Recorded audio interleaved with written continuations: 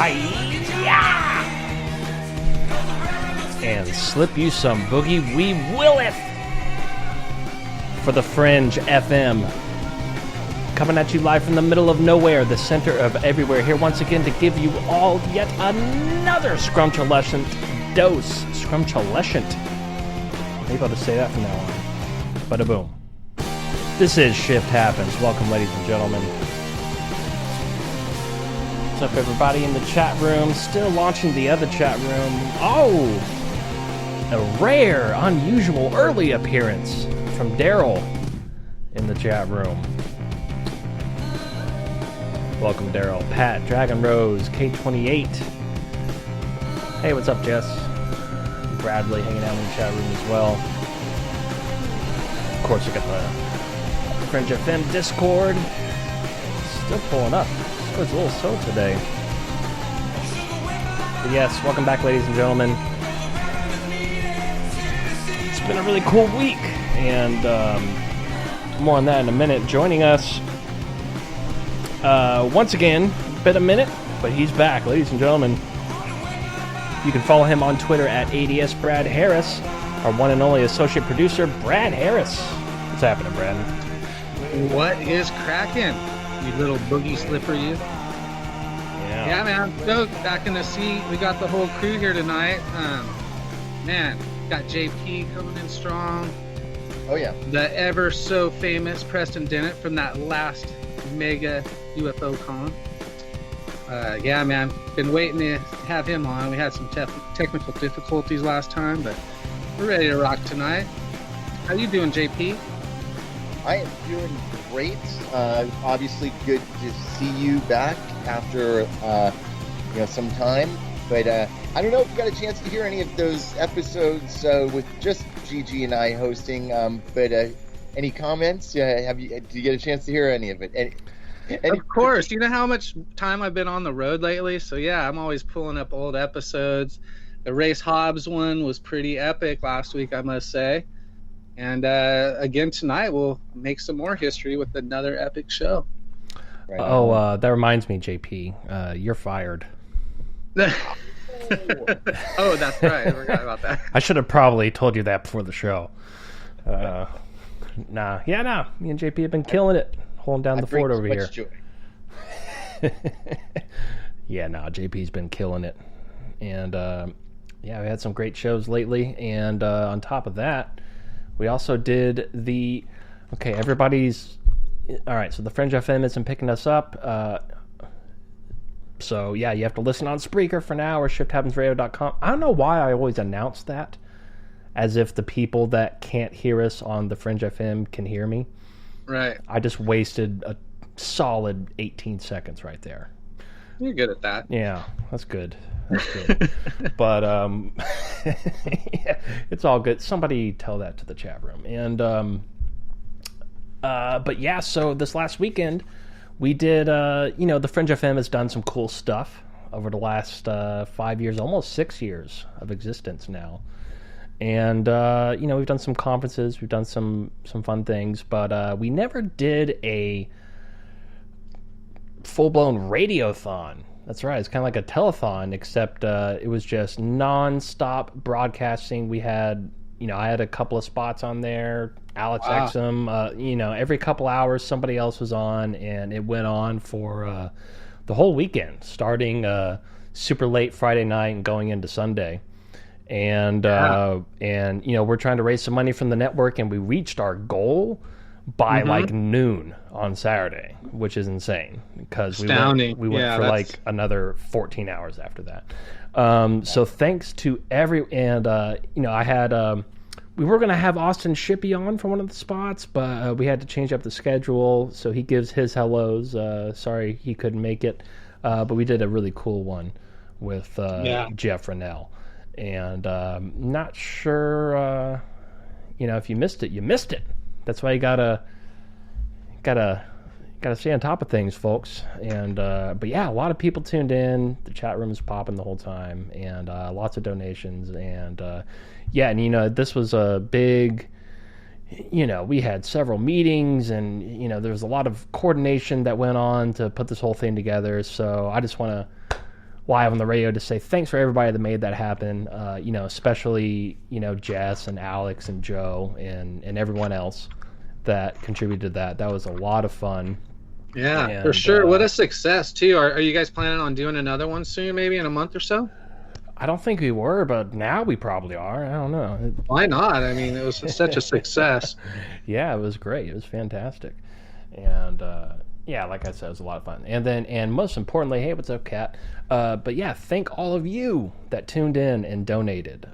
We really appreciate that very much. You have no idea how much we appreciate all of your help. And we are now live on the Fringe FM for all of you people that for some reason don't want to listen on Spreaker and are complaining that you have to be on Spreaker. See, now they can hear you, so you can tell them. No, I'm talking about the people that could hear me in Spreaker. Oh, okay. And well, how come I can't listen to the Fringe? it's easier on the Fringe. And actually, you probably should listen on the Fringe. That would help me out more than you listening on Spreaker. But I never understood why Spreaker isn't more, it's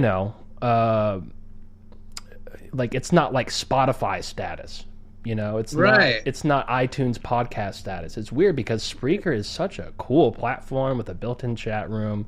It's huge. It's easy to find anything, and you actually have a profile. You can connect with other people. It's got that social media thing going on. But it's weird how it's just never really. It's self-sustaining enough, right? But it hasn't really took off like I feel like it should have 5 years ago, Yeah, they're still kind of a little behind in the times, I would say. It does look like Spreaker's doing some changes, though, and hopefully they'll catch up because I really like the way Spotify works. You can have video or you can X the video out and just have audio, to save some battery on your phone or whatnot. Absolutely. And not only that, but man, you just get a wide selection of goodies in there. There was the original conception that or idea that Blog Talk Radio and Spreaker were combining, and I think they did at one point. Okay. I never saw the benefits of it, and I think if they had kind of merged the platforms, there'd probably be a little bit more. But who knows if that'll happen ever. Now, I can understand people not liking Blog Talk. I don't know. What a mess. I don't know. I've never done shows on Blog Talk, but I've been the guest on several shows that use Blog. Now, this was a few years ago. Maybe they've gotten their stuff together, right? But they always had better traffic. That's one thing they had. They had a lot of people with a lot of opinions there. Yeah, I could see that. Yeah, because, they were like the OG, right? Before KGRA, before the Fringe FM, before any of this stuff, that was how you did it, right? It was Blog Talk. Right. So they've got that, they're grandfathered in that sense, I guess. But it still very much functions like a mid-90s website, if that makes any sense. And that's not a compliment, folks. All right, so now now that everybody's listening, if you do... I'm sorry, I don't mean to talk too much smack about Blog Talk, but hey, it came up, I said my opinion. All right, if you want to join the chat rooms, we have a couple of them here. Like we just mentioned, the one over at Spreaker. If you're brand new to the show or you've just been too lazy to ever get in there, it's a great way to ask your questions to us, to the guests, interact with the rest of the audience. There's, Elfman is always in there making Justin Bieber jokes about me, and there's all kinds of antics going on in there all the time. And that's the OG chat room. And the quickest way to get there is go to shifthappensradio.com. There's an episode player in the middle of the home page underneath the current episode where it says live. Click the little text message icon looking thingy. And then, bam, make a little name for yourself, and you're in there. Hey, what's up, Casper Parks? Good to see. Casper just jumped in, Spreaker. That's a rare appearance. What's happening, buddy? Hey. And so that's the OG chat room. But we also have the super-duper awesomeness chat room over at the Fringe FM in the form of the Fringe FM Discord. And if you just go to fringe.fm and scroll... You know what? They moved it. I don't know where it is. It's on there somewhere. Somewhere you just find the Discord link, and it's an automatic invite. You just click the link, bam, and you can automatically invite into the Discord, which is it's everything that Spreaker is, but you can also share images and videos and GIFs and custom emojis. You can make your own emojis to put in there, which I have taken great advantage of, and I love it. I absolutely love it. So we got half the folks over there, half of them in Spreaker, and if you really want to, you can tweet at us, but I don't really check the tweets during the show. But I did an experiment with Twitter today. Yeah, what was that? I took a picture when I was up in Washington of the forest with a gray alien in it. Oh, yeah.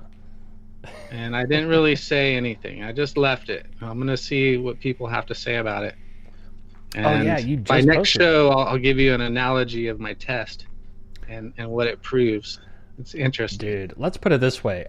He already told me what was in the picture like an hour ago.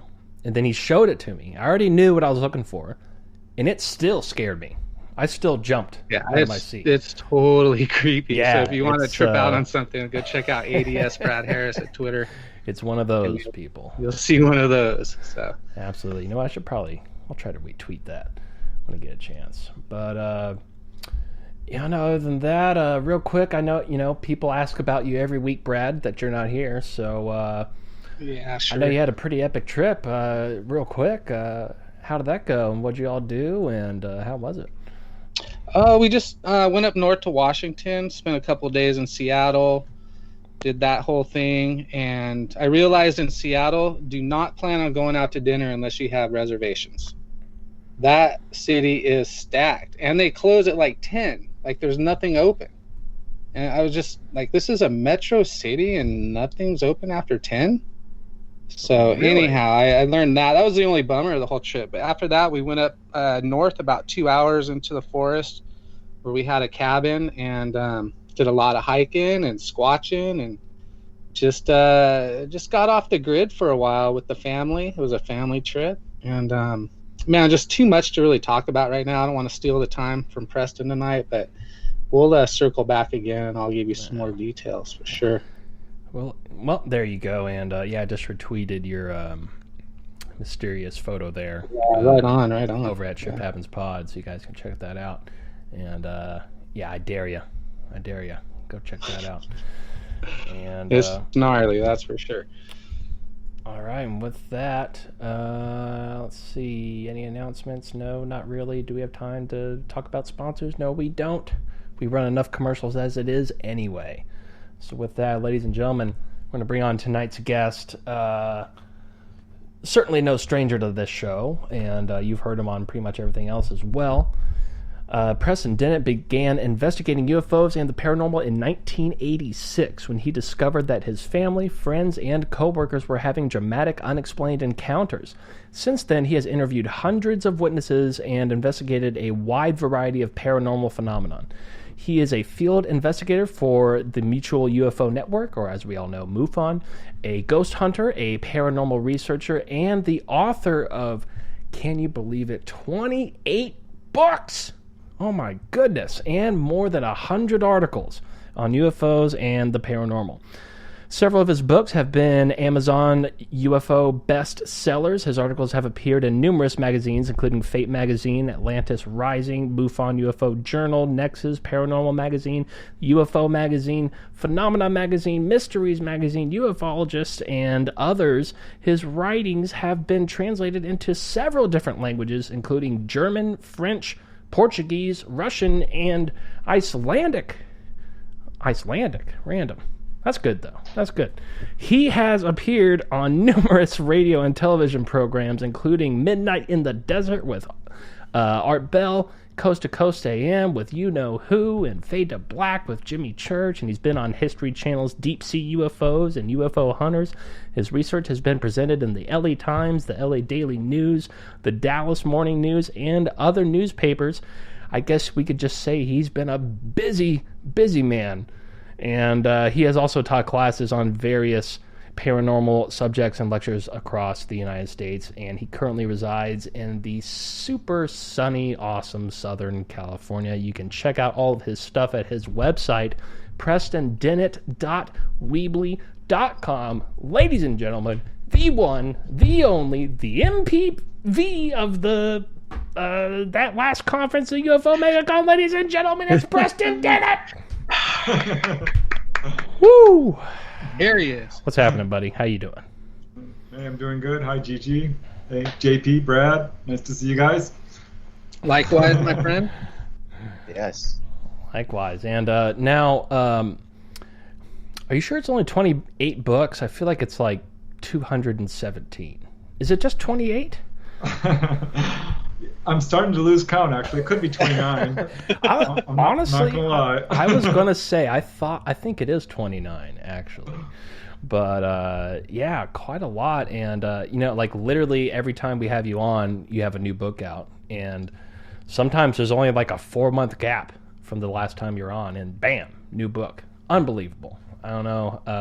I've been wanting to write a book my entire life. And I've gotten started like 29 different times, but haven't finished one book. So I just think that's amazing how people can just put a whole book together.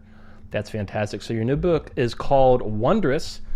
I believe, was it 25 new cases that are brand new as far as your series of books. So we'll definitely get into that tonight. But first and foremost, should we save this for after the break, or should we do this now? Well, let's start with this. So, UFO MegaCon happened, I believe it was last month, not too long ago, and you were one of the featured speakers out there. And, correct me if I'm wrong, but I heard that you, after all these books, after all these years, and the legacy that you have made for yourself, you've never talked about, never even mentioned or hinted that you had an experience of your own, but you just full-blown came out and told everyone, like, hey, I actually had some gnarly shift happen. And so congratulations on that moment in itself, but also I wouldn't be doing my job here if I didn't ask, what happened? I would love to hear it. I have hinted at it, by the way. I'm not keeping it anything secret. I just never spoke about it publicly, at a conference before, because I've got other people's stories to talk about. Right. And I think kind of they're more interesting, but yeah, over the years, my own experiences started to stack up, and it became more and more clear, especially recently, that I am in contact with the ETs to some extent. They know about me. I know this now. They've talked to me. I've seen them. So yeah, it's crazy to think about, but it kind of started with simple sightings and escalated from there, and now definitely, like you said, weird shift is happening. Yeah, so do you think, because, we have talked about before, but about, you having some sightings, right?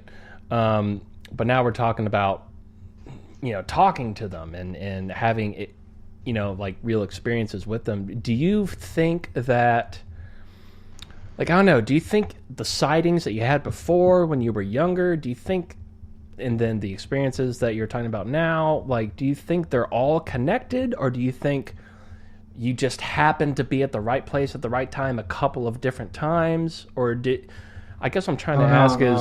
They're connected for sure. Okay, yeah, so there's some kind of build-up happening from sighting number one to actual encounter. Yeah, the real first sighting was a pretty major one. And I've talked about it a number of times, but it did involve missing time.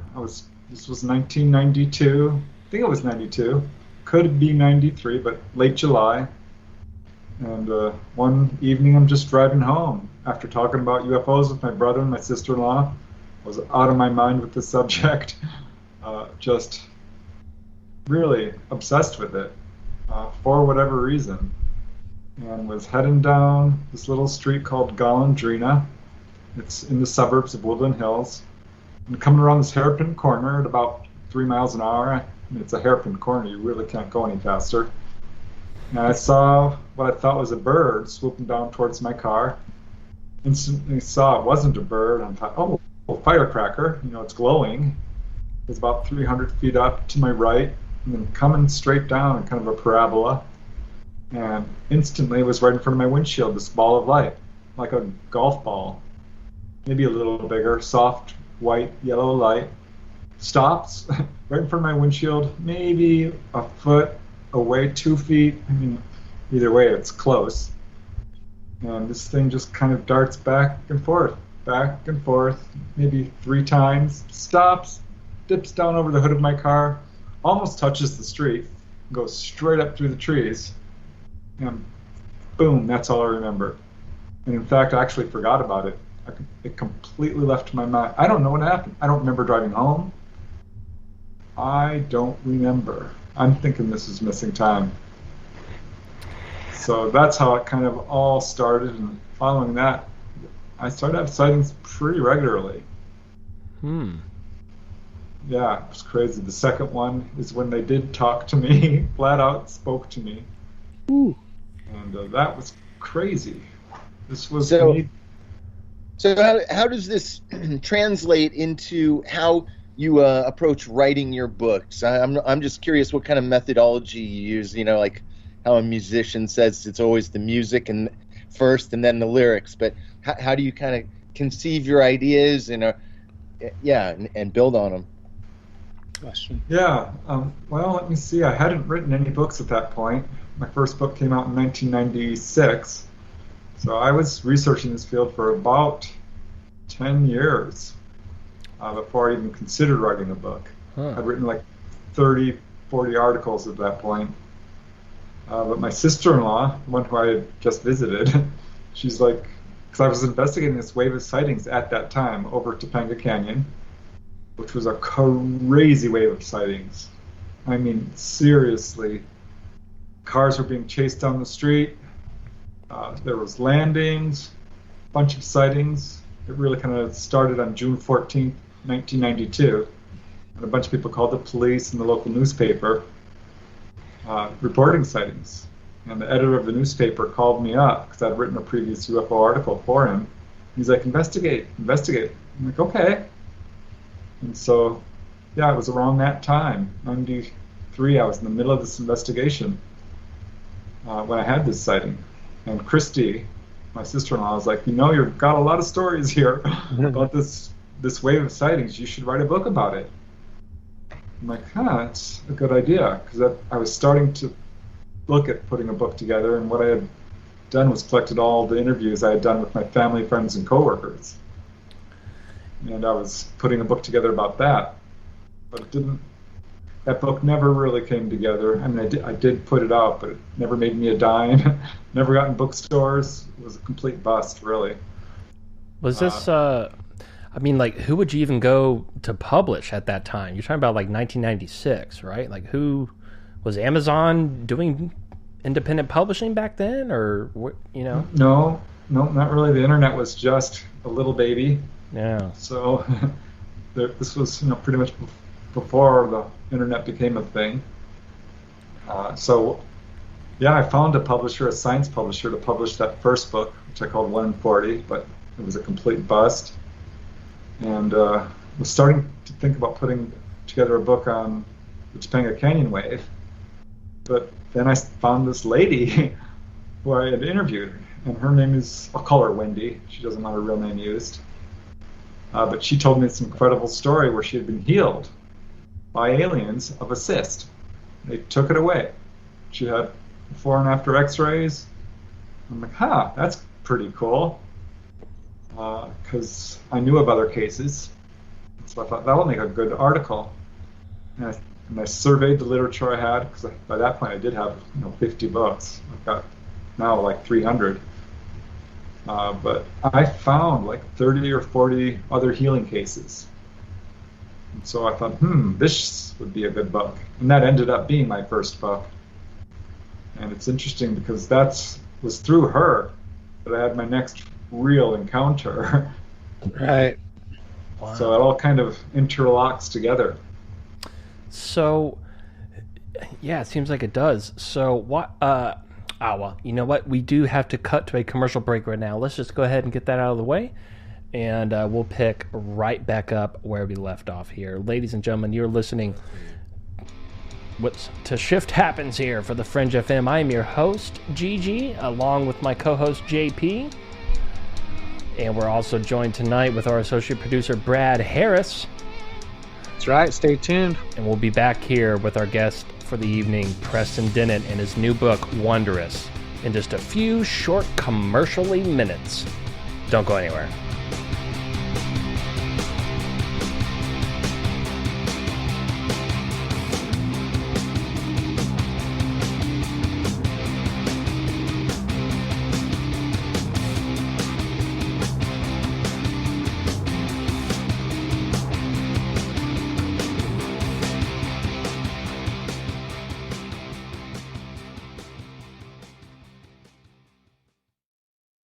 Why is it we're not very good with our health regimen until it's too late? We don't put oil in the car until the engine blows up. When the body's out of balance, your health is not so good. Give your body some love. Log on to GetTheT.com. That's GetTheT.com. Try our Life Change Tea, which cleanses you from harmful intruders.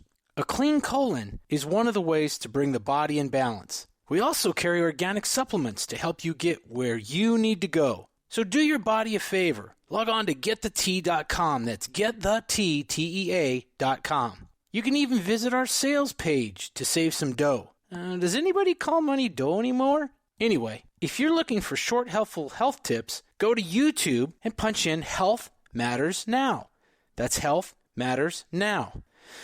So, log on to GetTheT.com, shop, get balanced, then learn some cool tips at Health Matters Now. You'll be glad you did. That's GetTheT.com. From birth, we have been conditioned to conform to what is normal, conditioned to adhere to authority, and conditioned to repeat what has been told to us as truth. I'm Ryan Gable, and here at The Secret Teachings Radio, I've interviewed hundreds of great guests and done extensive unique research into subjects that span from the paranormal and the occult to health, philosophy, and history. I personally have no affiliations or agenda, except to use objective critical thinking in my analysis of every subject discussed, to empower myself with information and hopefully allow you to do the same. If you want to join me, tune into the Secret Teachings radio broadcast, airing live Monday through Friday from midnight to 3 a.m. U.S. Pacific Standard Time on the Fringe FM. For more information, you can visit our website at www.thesecretteachings.info or email me at rdgable@yahoo.com. Pure Health Defenders, proud sponsor of Shift Happens, producing organic and natural health, wellness, and technology products for people, pets, and plants to thrive alive. Pure Health Defenders, also known as PhD, is powered by C7 Technology, scalar energy, atomic technology, and fueled by Sea Miracle Superfoods. 118 nutrients of the purest sea vegetables Mother Earth has to offer. Recognized 100% by people, pets, and plants, delivering the value the same. Everybody deserves a PhD. Be smart about it. Come join the healthiest families today.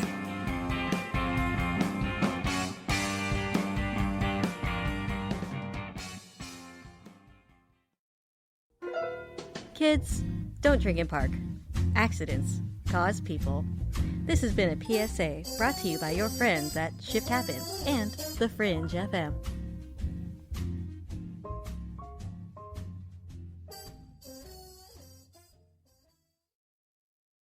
Ew, yuck. They're unhealthy and gross.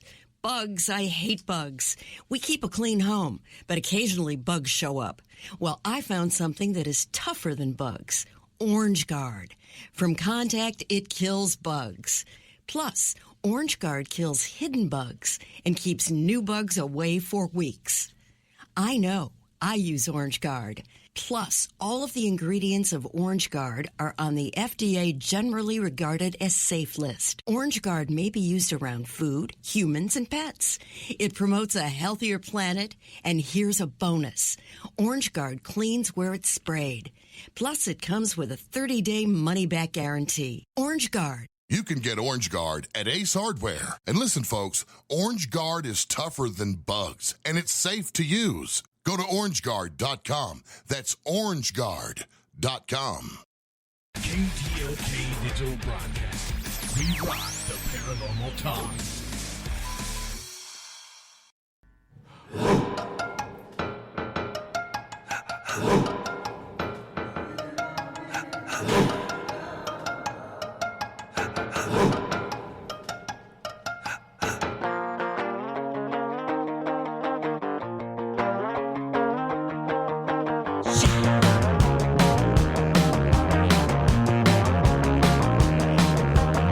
I came to LA to make rock and roll.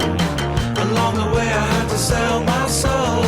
I made some good friends that make me say I really wanna be in LA.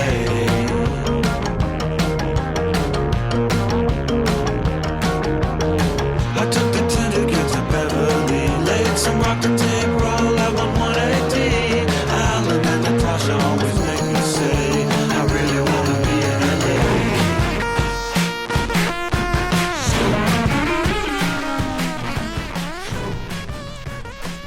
Hadouken! And we are back, ladies and gentlemen. For the Fringe FM, this is Shift Happens. I am your host, Gigi, along with our co-host, JP. What's up? Along with our associate producer, Brad Harris. Just chilling. And we're here tonight with Preston Dennett and his new book, Wondrous, which we'll begin to just a bit here. We've got several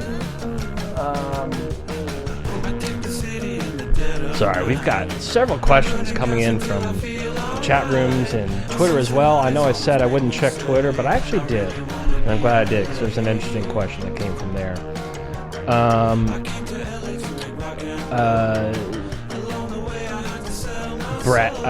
Pat Breeze, Elfman, trying to stir up some trouble in the chat room, as always.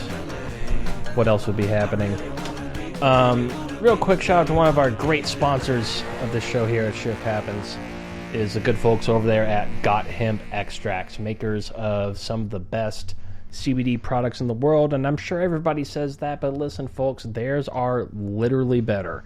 There's only, as far as I know, 3 corporations in the world that have the ability to do the nanoparticulate process of CBD, and this is one of them, based right out of there of Scottsdale, Arizona. And I mean, they make it all.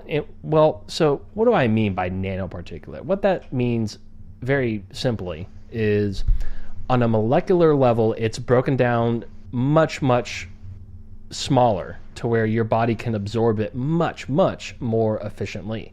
And they make everything. I'm talking about regular CBD oil, vape cartridges, CBD joints. They've got canned coffee from cold brew infused with like 2 days worth of CBD in one can. Oh, I love that coffee. Oh, it's the best. It's and tasty. It really is. And you would think it wouldn't be, right? But it actually is. And yeah, they make it all, and it's some real, like, genuine premium stuff. And if you want to get any of those products or go check them out, go to gothempextracts.com and use the promo code SHIFTHAPPENS, and you'll save yourself 10% off of your order. And that'll help us out as well. So definitely check that out. And also, I just wanted to give a special shout out to Greg from Pure Health Defenders. I was just thinking that. Right? Yeah, it's been. I'm too looking long. at his stuff right here on my wall. I have all the sponsor stuff right here in my office, and I was like, man, I hope he's doing all right. He's still alive and kicking. Oh yeah.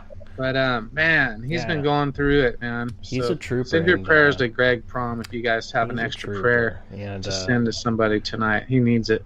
I would say a commercial for that, but we just ran one. So, but yeah, if you do go to prehealthdefenders.com, though, if you use the promo code ShiftHappens over there, you save 50% and free shipping off of anything from there. We should probably add that into the commercial. Yeah, Steve Vegetables, Nanotech, your choice, 50% off. Yeah.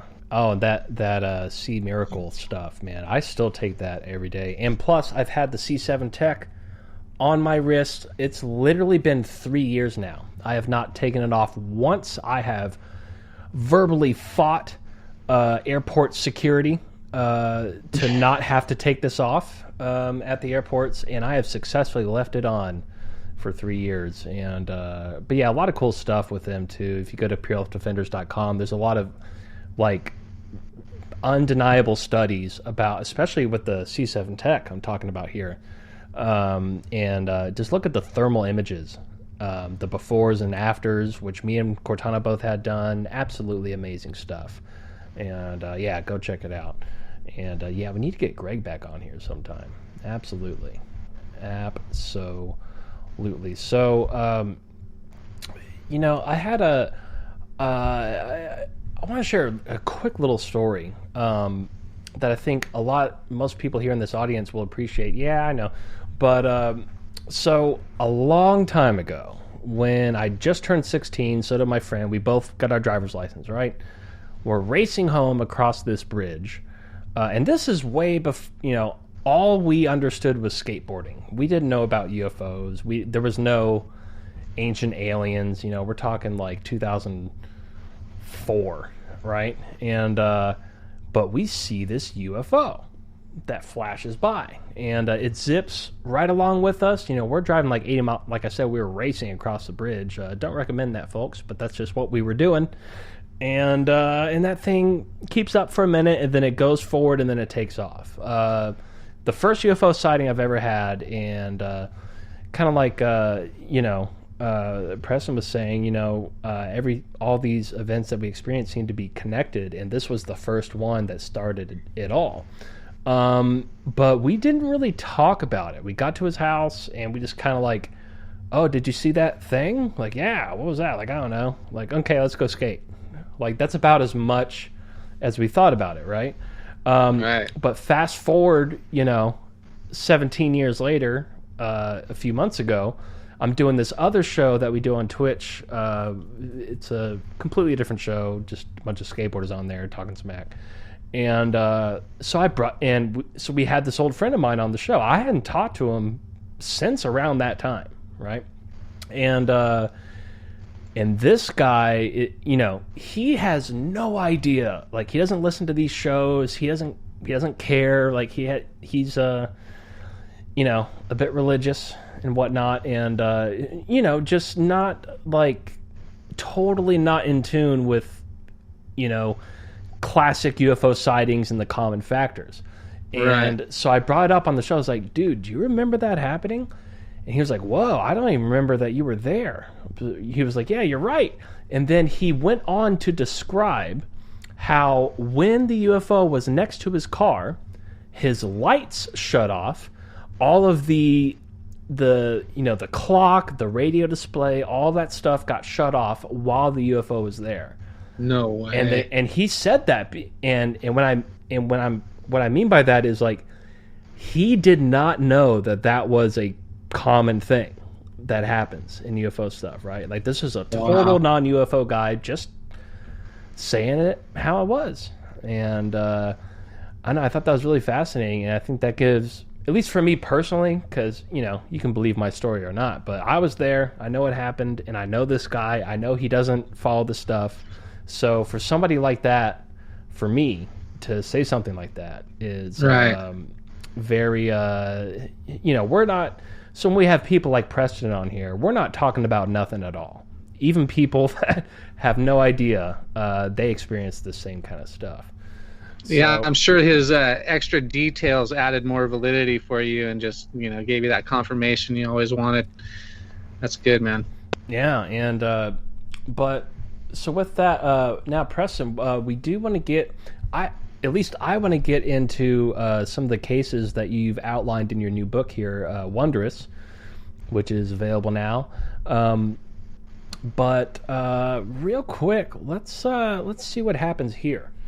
So we got a message from our good friend Eric Awakening Man, our Roman reporter, and I'm not sure what this means or what he's getting at, but he wants me to ask you about astral travel. Yeah, oh, I love it. I can talk about astral travel for sure, because right when I started investigating UFOs, I started having out-of-body experiences, and a lot of them. My mom had passed away in 1984, and that was the first thing that started to really break through my skepticism. I didn't believe in ghosts or life after death or UFOs or any of this crap. I thought it was crap, and just didn't want to hear it. And it was not long after she passed away, I saw her spirit as a full colored apparition right in front of me. I thought, well, I'm losing my mind, I'm hallucinating. I didn't even think ghost or spirit.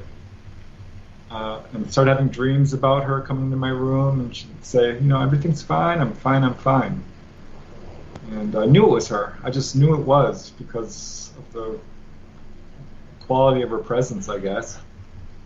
But I didn't believe in life after death. And that's what got me interested in dreams.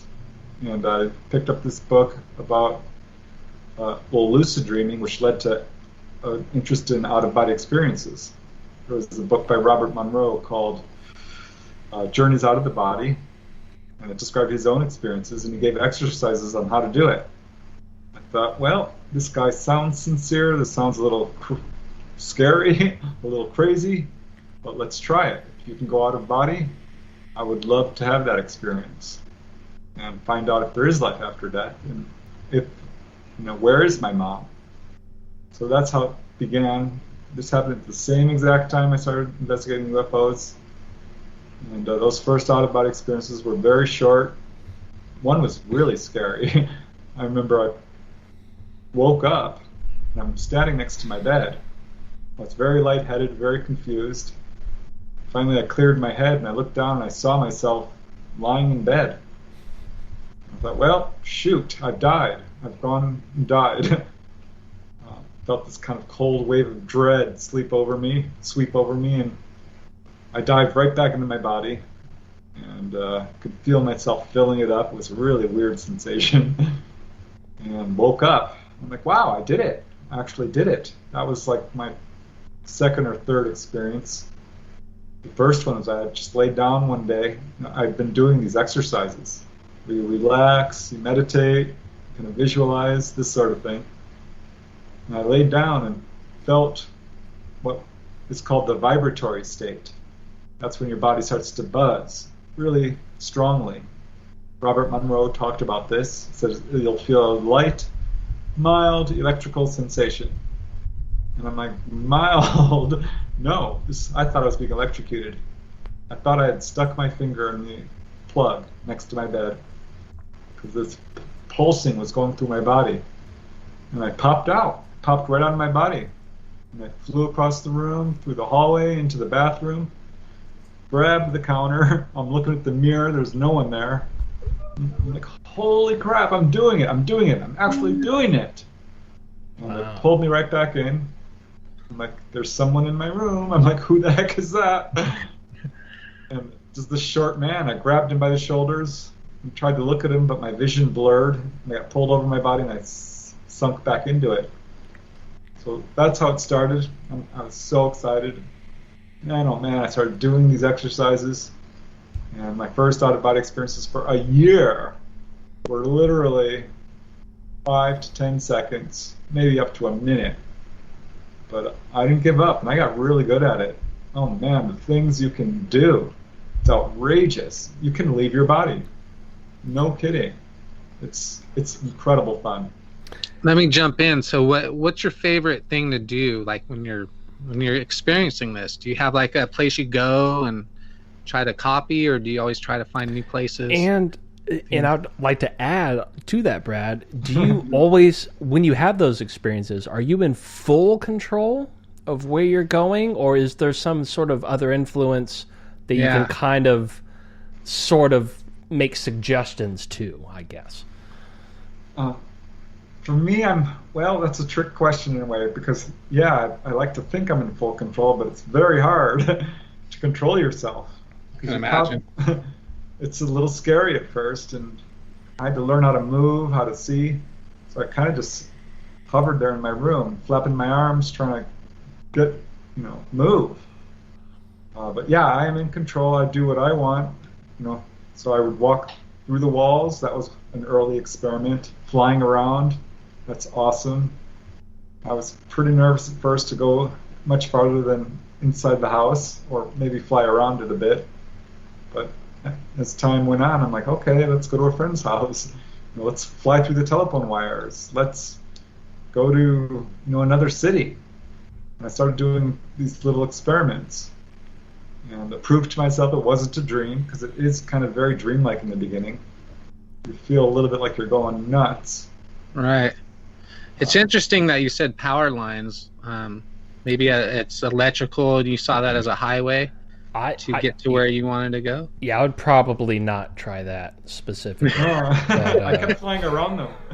And I'd be like, hey, no, let's just fly through them, because I've heard other people doing it. By this time, I had bought all the books on it. I'm like, this person did this person did that. Let me do that. And so I wanted to find my mom, and I eventually did.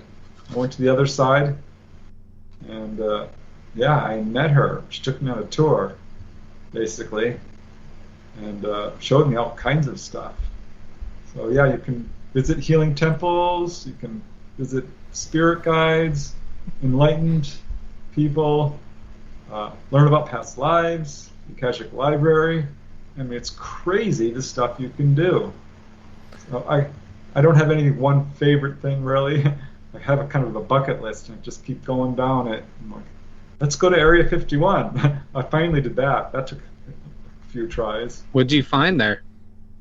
Oh, it was interesting. The first time I tried it, I popped out of my body. I'm like, okay, here I am above my house. This is awesome. I'm always like so damn amazed when this happens. I'm like, it's just jazzed. So excited. I'm like, okay, calm down. I only have a few minutes. I'm not that good at it. Where do you want to go? But Area 51, let's do this. Because I'd heard other people did this. And so you kind of give that command, you set the intention, and boom, you're off. And you kind of, teleport to it. You move slowly at first, and you're kind of meandering along, and then boom, you're there. And I'm hovering above Broom Lake, and I come down for a landing. I'm like, no one's ever going to believe this, but I'm here. And I'm looking I'm looking at all the hangars. I can see some soldiers walking around in fatigues. So had you ever been out to that part of the desert ever before, prior? Yeah, I've been to Area 51 a couple of times. Okay. Not to the actual facility, because you can't get in. But the area. It's hard to get in there. Unless you're astral traveling, obviously. That's the easiest way, probably. Yeah, I made it there, and I was going to go inside, but then I thought, aliens. Then what if they see me? This is a little scary. And instant you get scared, or you have kind of any strong emotion, you get pulled back. And that's what happened. But I went back. Yeah. I went back and I got in, and this time I had a guide, which was good because I didn't like it. It was bad. It's bad energy. It was really dark, really heavy. Yeah. Like dark, heavy energy, not dark, physically. But it was it's like an underground building. It's like a building turned upside down. Like a giant underground mall, just vast. It's huge. We're going down corridors and corridors, and I'm sticking close because I don't like it. It feels evil to me. And finally, they take me to this room where they're doing genetic experiments on people. And they showed me this guy who was badly deformed. And he was being used as a worker, kind of a slave. And had the impression he'd been there his whole entire life. And he was not happy. Yeah, that was pretty upsetting, actually, and I couldn't take it anymore. Seeing him and I all can that. imagine. Yeah. Yeah. And, I would like to point out, I think a vast majority of our audience is on board here. But I know for a fact some of them,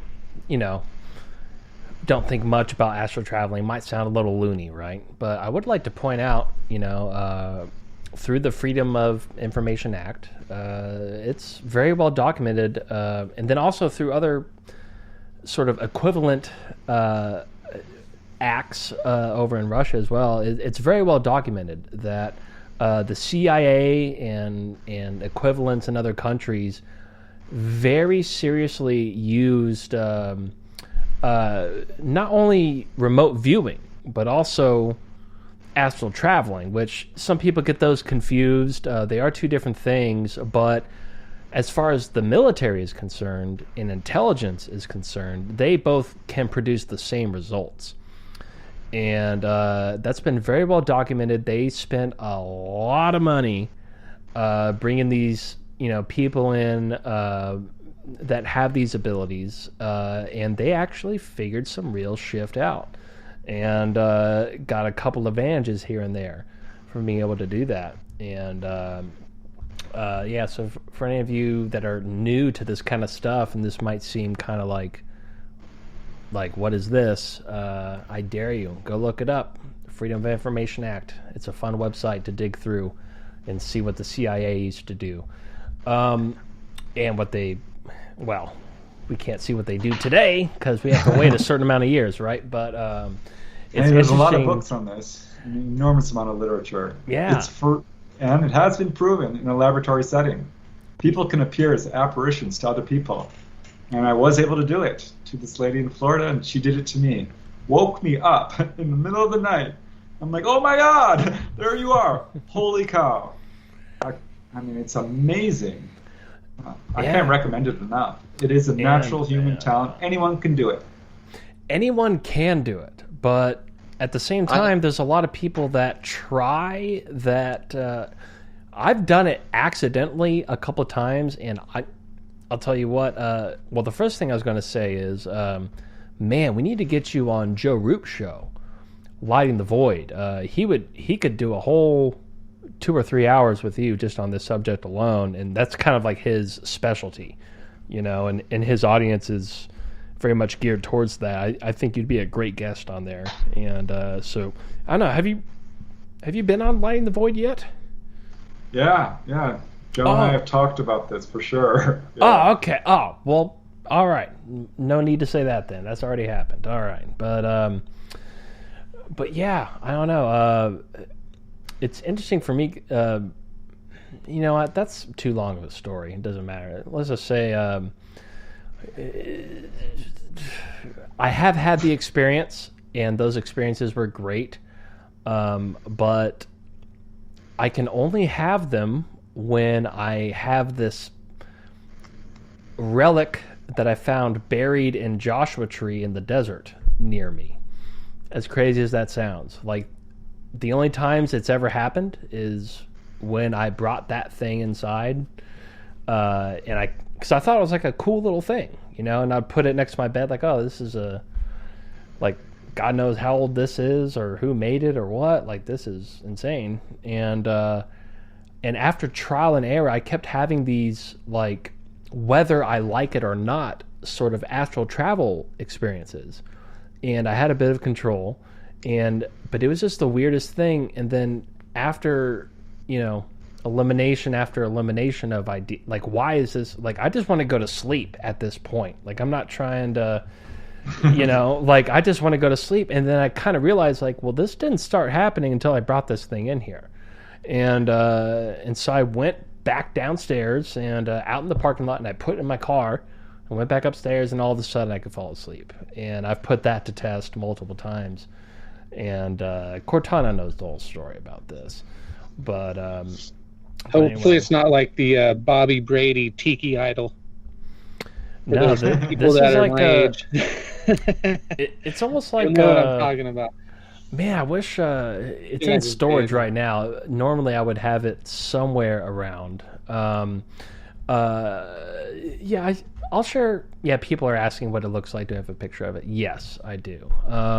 But we'll have to, I'm moving in a couple of weeks. I'll unpack my boxes, and we'll see if we can get it out there. Very interesting, though. And I'm also interested to know if anybody else has a similar object or has found something similar or knows of somebody who has something, because there's some weird sort of juju going on with that object. I may have to lead with one of my experiences next time when we come back, and I'm curious to see what Preston may or may not know or have heard about this sort of sighting. Okay, perfect. Yeah, and we should probably get back to sightings. And so thanks, Eric, for that whole segment there. I'm glad we got into that. And but yeah, so we'll pick back up with JP's question when we get back here. Ladies and gentlemen, you are listening to Shift Happens here for the Fringe FM. I am your host, Gigi, along with our co-host, JP. Yep. And we're also joined here by our associate producer, Brad Harris. Right on, yeah. Special shout out to Eric Awakening Man, brother. We love you. And absolutely, our roaming reporter. And we're here tonight with our good friend Preston Dennett, and we'll be back here in just a few short commercial-y minutes. Don't go anywhere.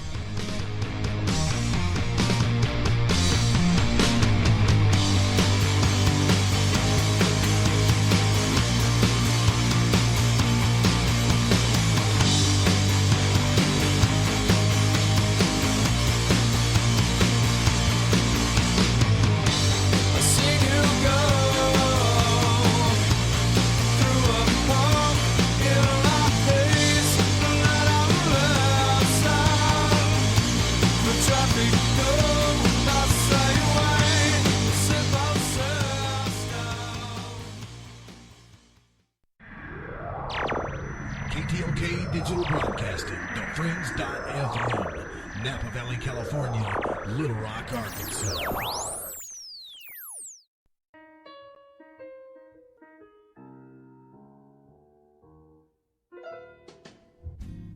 Tired of talking about the weather? No, Shift. Well, Shift Happens is here to fulfill your desires as you reach that point in life where you crave tantalizing conversation about reality, ufology, the occult, and the conspiracies within, while simultaneously finding yourself desperately in need of your very own theme music, which we've got plenty of that too. So be sure to tune in to Shift Happens every Friday night from 7 to 9 Pacific, right here on the Fringe FM. Because the weather sucks, and you need some theme music.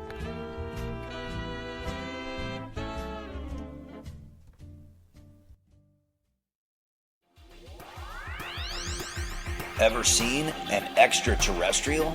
It can be hard to believe they exist unless you've seen one for yourself.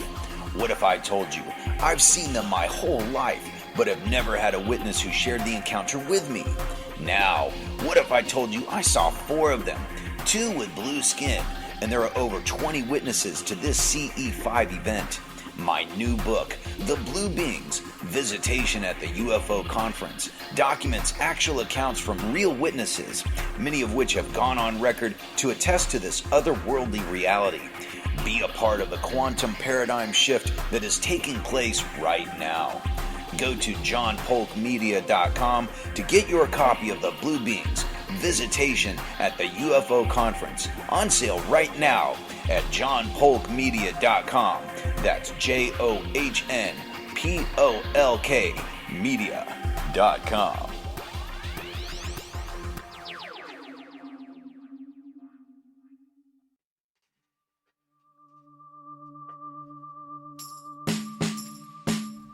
This is Ronnie LeBlanc, author of Monsterland, Encounters with UFOs, Bigfoot, and Orange Orbs, and you're listening to Shift Happens on KTLK, The Fringe FM.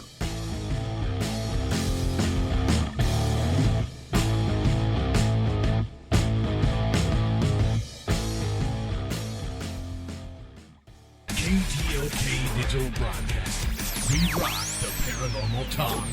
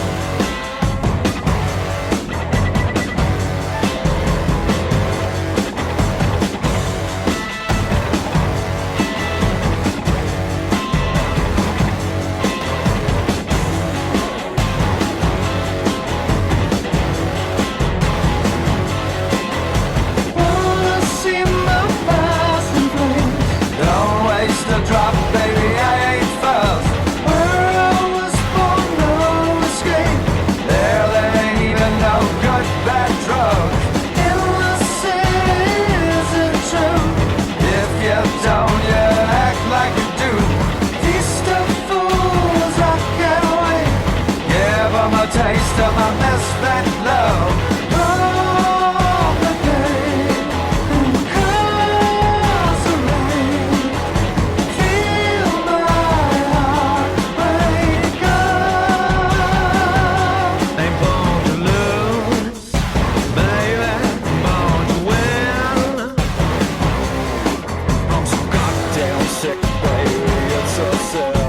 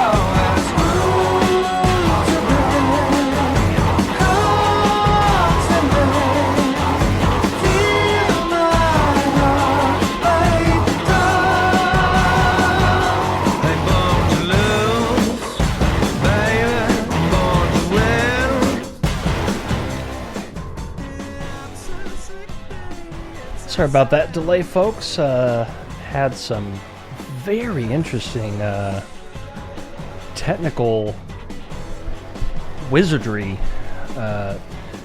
really technical necromancy, if anything, happening right there. Very interesting. But we're all back on board. Welcome back, ladies and gentlemen. And yeah, it's probably the most you've ever heard of that song. So if you ever wondered what the rest of that sounded like, well, there you go. And yeah, welcome back. Let's see, Salcido, what you got? Checked out some more Queen stuff, but so far my favorite from them are the ones used for the show. Yes, that's why we use those songs, because they are the best. Absolutely. And yeah, there you go. Welcome back. Real quick before we get back, I just once again I do want to extend on behalf of the Fringe FM, Pat Breeze, I will slap you silly the next time I see you. How about that? But at the same time, thanks for all those links you sent in Discord. I know I didn't get back to you, but yeah, thanks for those.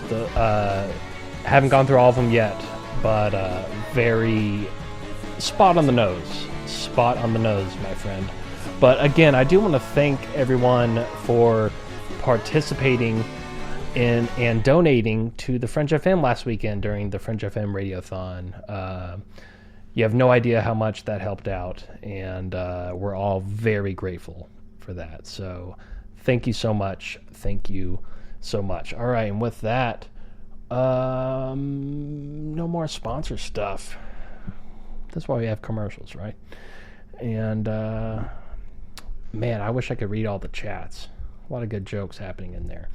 But yeah, all right. So real quick, let's get right back to where we were. JP, you had something to bring up. Let's go there. You know, I just have to say, Preston, your demeanor is something to aspire to. I really like your tone. I can tell this stuff means a lot to you, and you have a real great demeanor and way of presenting it. So thank you for that. And excuse me if my ADHD gets in the way here, but I do share a little bit of a kinship with you. I grew up here in the West Valley, and the only real bizarre sighting that I've ever had was on a return trip. I was coming home from Moore Park on the 101, for anybody that knows it. And it was super late, early in the morning.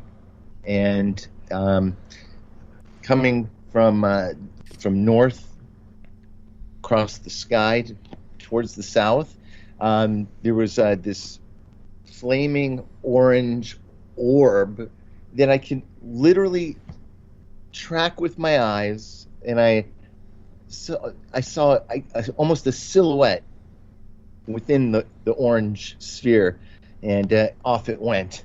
And mind blown. And this is like 20 some odd years ago or more, and I remember it so vividly. So I was just kind of curious if any story like that has ever crossed your path. Oh yeah, I've got a story just like that, which I shall have to look up the exact year. It was late 70s maybe, and took place in, let me see, Northridge, Granada Hills area, and 2 kids were out hiking and saw what they, very much like that, they described it as a house on fire flying through the air, is what it looked like. And it left a big trail behind it. It wasn't a fireball or anything. It was too low. Yep. It was quite large, silent. And they thought everyone in the valley had to have seen this thing. They checked newspapers. There was nothing in the newspapers. I'm like, well, did you guys report it? I'm like, well, no. And I'm like, well, I bet other people did see it. Nobody reports these things. And that's one of the problems. Because we don't know how common UFO sightings are, but they're a hell of a lot more common than people realize.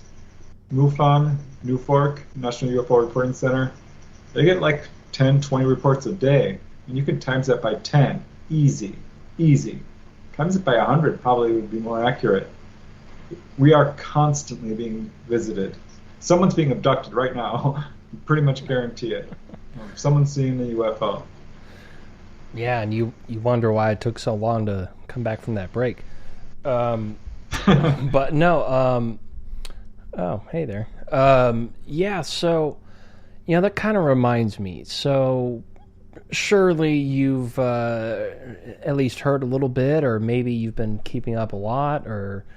because I know you're more interested in actual, with your books, like investigating cases and interviewing witnesses and doing that sort of thing. What do you what I don't want to spend too much time on this, but I do have to ask, what do you think about this whole UAP task force report that the Congress squeezed out of the Pentagon, and this whole, a report that should have taken a year and a half that they squeezed in somehow in 6 months, not to mention they fired the 2 guys who were in charge of the program right when the report started, which is a very interesting move, I might add. Not to mention the memorandum that was sent out by the Secretary Deputy of the Department of Defense within 1 hour of the report. Now, obviously, that probably came out of the 60-something pages that we didn't get to see, because the pages we saw were pretty, it was like a diet Spam sandwich compared to what must have been in those other pages. But regardless, what do you think is going on? Because you and I both know that there's better footage that has been released by governments over the last couple of decades. First thing that pops in the mind is the one with the Mexican Air Force. They had 20 or 30 things following their guys, and they, even back then, it made it on the news. Kind of amazing. Nobody talks about that now. But yet we get these, we got what we got. So what do you make of all this? What do you think, what do you think the end game is here, as far as the mainstream media propulsion of this whole situation?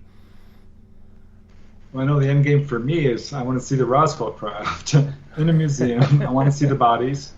I don't think that's the end game for the government or the secret government, whoever's behind this. This 9-page disclosure was clearly done involuntarily. They're being dragged into this kicking and screaming. Yes. I think they're really only doing it because they have to. Because there's so many whistleblowers coming out right now. There is a lot of information. They're getting it from all sides. If they don't start to disclose, people will lose all credibility completely in them. They're only doing it to keep control of people's perception of this subject. It's not being done for our own good. That's not their MO. Never has been. They've lied about this from the beginning, and that 9-page report is filled with lies. Yes. It really is. They're not going to disclose. We need to stop looking to our government for the truth on UFOs. They will not tell us the truth. They never have. They've lied about it for 80 years, and they're still lying about it. They're like, oh, we're studying sightings now. We've just started studying sightings. I'm like, well, no, you haven't just started. You've been doing this for years and years. I'm like, what, sightings? Really? That's what you're studying? The least sort of pay dirt? Because what about UFO crashes? What about landings? What about the time UFOs hovered over Malmstrom Air Force Base and shut down the missiles? Right. They still deny that. And we've got a lot of witnesses. Oh, I get really angry when I think about this because they're like, well, it could be China. It could be us. We're not even sure if it's not us. I'm like, wait a second, aren't you the government? What do you mean? Yeah, exactly. What do you mean? You're like, oh, we don't think it's ours. We don't know. Like, what do you mean? You either have it or you don't. That's complete doublespeak. Oh, well, one's a balloon. Well, they had 160 reports. It's like, great, telling us one is a balloon. And they had the audacity to say that some of them might be plastic bags floating through the air. Just unbelievable. But, one thing that I like how you said, they were forced to come out with their support. And what's interesting about that, and what I want to ask you, is the people who forced the report was Congress. Congress forced the Pentagon. They're like, hey, you have to come out with this report. So what I'm wondering, what your opinion might be as to what did the Congress hear? What did they see? What sort of intel did they get to where they felt it was necessary to force the Pentagon and the other 18 intelligence agencies to all come together, submit their reports? Like, something sparked Congress to do that. What do you think that was? Yeah, I'd like to know. This isn't really my area of expertise, but I'm certainly watching it closely. Senator Harry Reid of Nevada, he's been a proponent for quite a while. Some of these guys know. They are in the loop. They know. Supposedly, oh gosh, what's the senator? His name escapes me now. But some of these guys absolutely know for sure. I mean, they've seen them themselves. Senator Russell did. People in every level of government have seen these things. Governor Fife Symington. Yeah, and several presidents have admitted to seeing stuff as well. Bob Dole, Senator Bob Dole. He's been reportedly in the loop. Oh, really? Seen this stuff. So a lot of them know. Some, I think, are completely ignorant. But this is a very touchy subject. I am not quite sure what is the driving force. I suspect there are a number of them. I think there are people within government who are in the know, who really want this information out, and are like, if you don't do it, I will. Or it could be another government that's going to do it. And if we don't, we're going to lose control. Could be the ETs are like, do it. If you don't do it, we will come down and show ourselves to everyone. Because they have been doing a very vigorous, but sort of, how would I put it, a discreet publicity campaign. And look at the Phoenix Lights. That was not us. The Gulf Breeze. Like Mexico, what's happening over Mexico City was huge. Yeah. Mexico had no choice. That so many people had seen objects that they had to come forward. Because they would be laughed out of office if they did not say that UFOs were real. And that's the point we're getting at. Right. So many people have seen this stuff. You can't hide it anymore. You look stupid if you do. And so they look stupid to everyone here on this show, right? But I can't help but wonder, like, people because I mean, you know, I'm sure you know, like, once you see something, it does, you know, anybody can tell you, they could load you with facts or disinformation, whatever, and it's like, I don't care what you say. Like, I saw what I saw, and that was not a plastic bag. You know, this was something gnarly. But I am really curious to know, you know, all of, for lack of a better term, regular people that have never seen anything. Not only have they not seen anything, they don't care about the subject. Like, UFOs are the last thing on their mind. You know, they're busy, you know, working at Target or whatever they do, right? And no offense to Target, I love Target. Shop there all the time. I just bought some sunglasses from there the other day.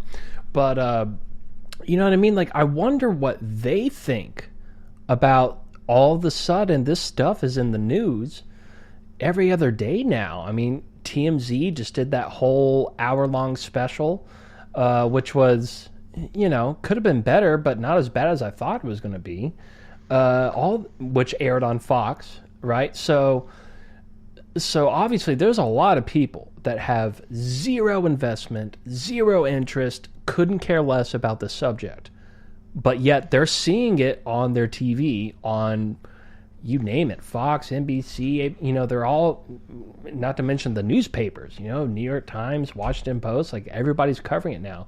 So how do you, like, I have no idea. Like, what do you think, how would people like that take it? Yeah, I can only imagine how skeptics must feel about all this coming out. I think this is going to be a big adjustment for a lot of people who have, are diehard skeptics. It's going to affect many levels of society once this really blows out into mainstream. We're just seeing the tip of the iceberg. And our government, or secret government, has worked very, very hard, spent an enormous amount of time, money, and energy to keep this hidden and to make UFO witnesses look like fools. Their official policy is that when you see a UFO and you report it to, like, Project Blue Book, they will say you have had a hallucination, it's a hoax, or a misperception. Yeah, I mean, Blue Book was a joke. A joke. Yeah, exactly. Complete joke. But now they're saying, you know, in that recent report, just real quick, they said there's no evidence that this is extraterrestrial. I'm like, what? What are you talking about? It's appearing on radar. These objects are metallic. They have portholes. They're leaving landing traces. They are turning at right angles. They're accelerating at thousands of miles per hour. Listen to the pilots. They know what they're seeing. Yeah, I'm getting really angry because they're lying. They're flat out lying. Yeah, but it's weird how they're sort of like, they're playing both hands at once. It's like, in one sense, it appears like they're coming forward, right?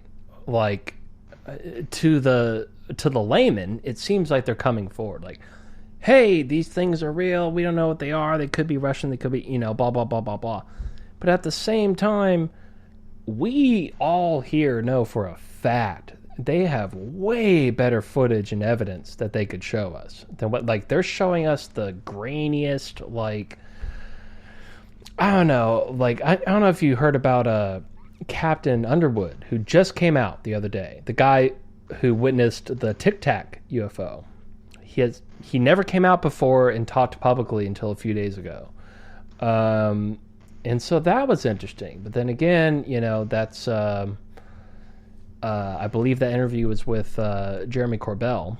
And, you know, I got to say, I've hung out with that dude a couple of times. I keep in touch with them a little bit. And to me, that, like, way before he was popular, You know, like, he really seemed like someone who was genuinely interested in this subject. Like a kid on Christmas morning, like, curiosity of, you know what I mean? Like, he really was trying to figure some stuff out, and who's to say he's not still doing it? But yeah, there's so many. Yeah, we don't have enough time to finish that whole point. But I guess what I'm trying to say is, it's interesting how they're in one sense, they're admitting stuff they've never admitted before, and this subject has now become mainstream, finally, right? But at the same time, they're obviously bullshifting us as well at the same time. And it's just, I guess it's kind of impossible to see what exactly, like, where are they going with this? You know, because there's the whole Stephen Greer perspective, right? And Denny Sheehan's a big part of that. But at the same time, Denny Sheehan's representing Lou Elizondo too, which is a huge, complete contradiction to everything he said in that last documentary that came out last month. So it's just like, man, talk about smoke signals or smoke bombs, you know, just like, woof, like, how do I even, which way is up and down at this point, you know? Yeah, there's a lot of disinformation in this field, people talking out of both sides of their mouths. I mean, it's very confusing, and it's layered, and I don't know what exactly the future is going to hold for us. But one thing's for sure, the UFOs are not going to go away. Government is not going to be forthcoming on this. They never have been. I don't see any reason why they would now. I think they're going to start pushing the alien threat narrative at some point. I do agree with that. I'm glad you brought that up. So do you, I guess that's what JP was about to ask too. So do you, sorry JP, but do you think that they could be a threat? God, no. I mean, think it through for a second. Just, first of all, they've been here for millennia. For a very long time. Yeah, if they were a threat, they could have squashed us like roaches 1,000 years ago, you know? Yeah. And their technology is so far in advance of ours. I mean, no, I don't think they're a threat. If you look at what actually happens to people who are having contact, it's really encouraging. It can be scary. Not everyone has what I would call, you know, a good time. You know, it can be very scary for people. It can be very traumatic. Some people come away with it with PTSD and nightmares. Yeah. But from my own research, I think this is borne out by other people who've really dug in, and I would point to Barbara Lamb in particular. Mm-hmm. She's talked to a lot of people, as have I. And when someone's taken on board a craft, yeah, we're physically examined. That's not unusual. And it can be unpleasant. No one really likes to be physically examined anyway. Who likes to go to the doctor? No, you know, nobody really enjoys that. But I'm telling you, they're healing people. This is a book I put together, 300 documented cases. That's really encouraging. Why are they healing people? Why would they do that if there's such a threat? Why is it when people talk to ETs and get any message at all, the first word out of their mouths is, don't be afraid. We won't hurt you. We are not here to harm you. That is what they say. And then they will tell you, why are you destroying your planet? Why are you messing around with nuclear power? That's a common thing, right? Very common. Yeah. They warn about pollution. They warn about environmental destruction. They warn about our warlike ways. Over and over again, they're warning about the greed and corruption within our own government, as if we didn't know. But yeah, this is what they're talking about. They're taking people to the engine room and showing them how the craft works and asking us why we use fossil fuels when there are much better sources of energy, and actually teaching people how to build what amounts to a free energy motor. I put out a video on this on my YouTube channel. This is for real. Yeah. People come away from their experiences spiritually transformed. They are woken up in a huge way. I can't emphasize this enough. This is, generally speaking, good for the people who have this experience. And that's what most of the people will tell me. It can be very scary at first, but if once you've gone through it a number of times, they are very happy, and they would not trade this experience for anything. And very, very few people will tell me, "Oh, they're evil. They're evil." Some do. I'm not going to lie. Some do, but most, no. By far, most say no. This is an amazing experience. And there's man, we have to cut to break right now. But man, I genuinely feel sorry for people that think, people that might hear this conversation and think that we're just wearing tinfoil hats and, just talking nonsense. It's like, man, if you only, not only if you knew, but like if you experienced, right? Like if only you experienced, like you would, I don't know. And there's some people, there's the whole idea of, the whole theory of, the reason why they've been hiding it for 80 years because they think the public would, go ape shift, right? If they all of a sudden were told that aliens are real and this is all happening, which, who am I to say? Who are we to say, right? Like, could be, maybe, but I don't know. Probably not. I don't know. Crazier things have happened, honestly. I don't know. I guess what I'm saying is, I feel bad for people who can't relate to this because this is happening. It's happening now, and there's misinformation happening about it as well, just like anything else that's happening, right? And it's interesting that it is being taken so seriously, but it's also interesting that how seriously it's being taken, it's still being scoffed at from the sidelines, if that makes any sense. But, all right, I swear to God, this is our last commercial break, and when we come back, I know Night Stalker wanted to call in, and he's probably my favorite call-in person ever. He's going to have something good, I promise you, Preston. So we'll take a call from him, and as long as he's able. And in the meantime, ladies and gentlemen, you are listening to Shift Happens here for the Fringe FM. I'm your host, Gigi, along with my co-host, JP, and our associate producer, Brad Harris, and we are here tonight with Preston Dennett. And we'll be back here in just a few short commercially minutes. Don't go anywhere. Come out. I've got a secret I cannot say. They might have moved that to give it away. Are you thinking about creating a podcast but don't know where to start?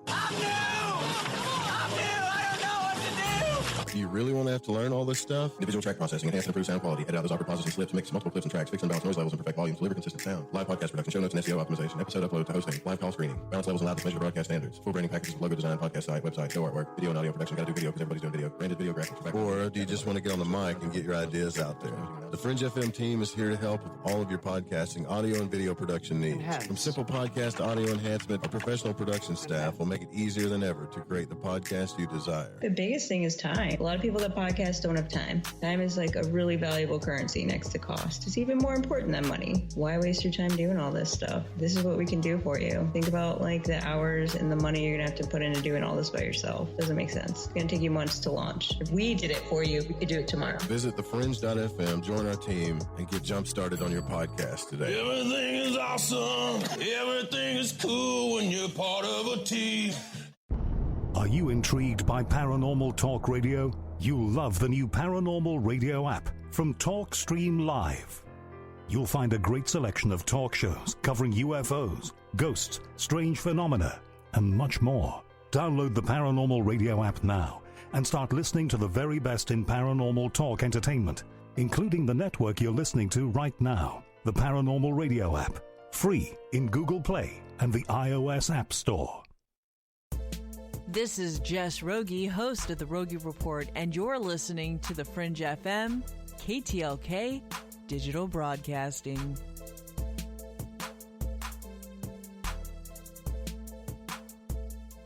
Hi, folks. These uncertain times can cause uncertain gut slowdown. Worry and fear can wreak havoc on our digestion, making it hard to feel optimum. Bloating, less energy, and occasional constipation can slow you down in your daily activity. Try Life Change Tea at GetTheTea.com. Life Change Tea can help get things moving so you can get that boost of energy you need. Life Change Tea helps protect and defend your health from intruders. It's a weird time right now with all the uncertainty, so gear up and defend your health. Where do you go to purchase? Log on to GetTheTea.com. That's GetTheTea.com. The specials are on the front page, and we have numerous supplements to help combat intruders. It's time to take charge of our health and to feel better in life. It's time to live. Again, GetTheTea.com. That's GetTheTea.com. GetTheTea.com. It is so worth it. GetTheTea.com. I'm Dave Cruz of Beyond the Strange. You're listening to KTLK Digital Broadcasting. This is The Fringe FM. Hey, is that a new music app? Yeah, check it out. Surfer Music Discovery. It links to thousands of online stations, but the twist is you see the song names and artists that are now playing live. That's different. No guessing. Looks like a waterfall of music. So many formats. Rock, oldies, country, R&B, jazz, and a whole lot more. How's that spelled? Surfer. S-U-R-F-R. Is it expensive? It's free. No need to sign up or sign in. Get the Surfer Music app free from Google Play or the App Store.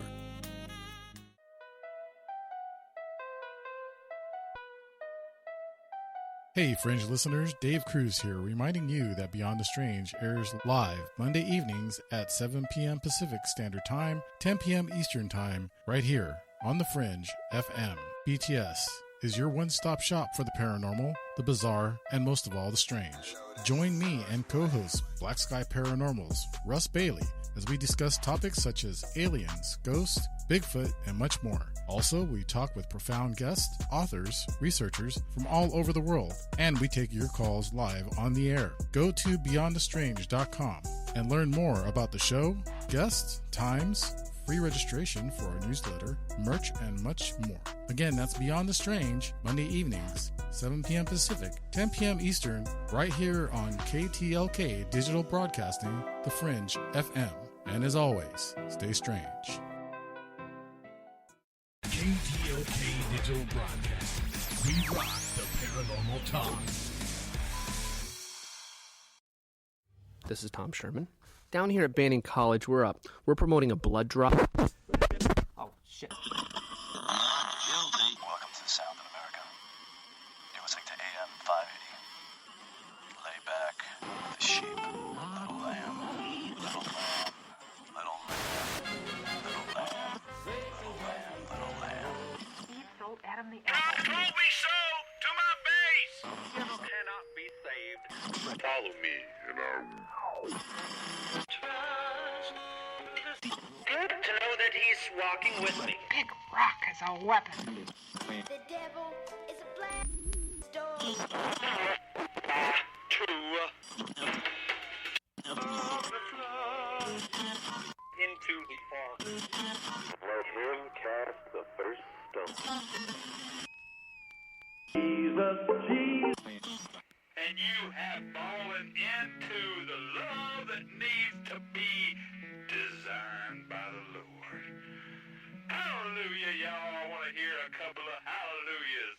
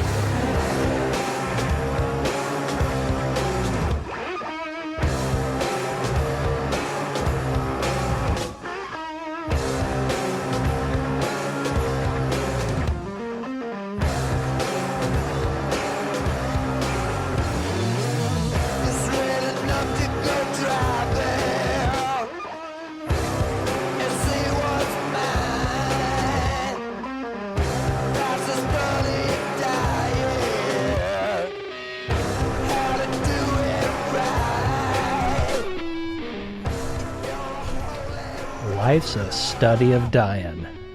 How to do it right. Ladies and gentlemen, for the Fringe FM, this is Shift Happens. Welcome back. We're joined tonight by Preston, Dennett, and of course our co-host JP. I got a question. We'll get to. And we will definitely get to that. And we're also joined by our esteemed associate producer, Brad Harris. Man, truer words haven't been said about life. Oh, I thought you meant about... Funny, I told my mom that lyric today, and she looked in the sky and she said, yeah, that is true. It's so much Mom's more... always right. It's more true than most people think. But yeah, I say that all the time. Just waiting for somebody to get it. Yeah, drum intro, it brought me back to Seattle, bro. I forgot to tell you, I was inches away from your favorite drummer's drum kit. Exactly, Dave Grohl, and that's who you're hearing on the drums right now. He had a brief stint with Queens of the Stone Age, which I know somebody asked about who you... Every show, people ask what this music is, and just tell you right now, it's all Queens of the Stone Age, except for the intro song, which is Eagles of Death Metal, which is the same group of people, actually, and a little bit of my band, too, sprinkled in from time to time. But, yeah, good stuff. Good stuff. Now, okay, so we've got only so much time. Night Stalker, if you're listening, somebody already called in.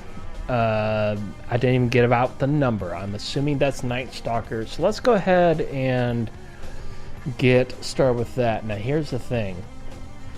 Whenever I turn on the phone system, my mixer goes haywire. So give me a second here. Let's see what happens. Bam. That's on, which means... Check 1 2, check 1 2. Probably gotta turn that down, and we'll turn us down too. All right, caller, you are live on Shift Happens. Who art thou? Where do you come from? And why are you calling?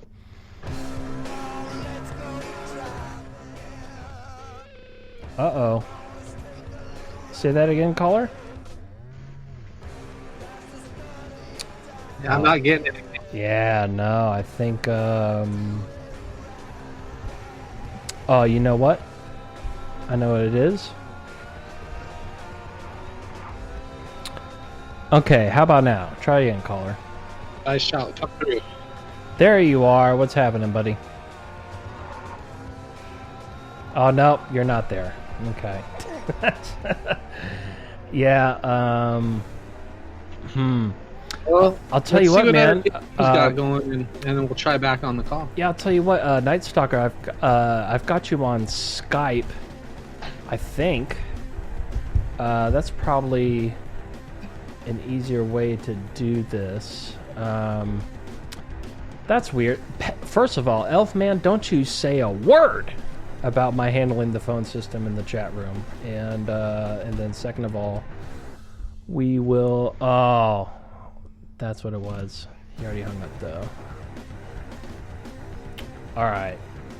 Well, now I fixed it, but he's gone. So, let's see if we can add him through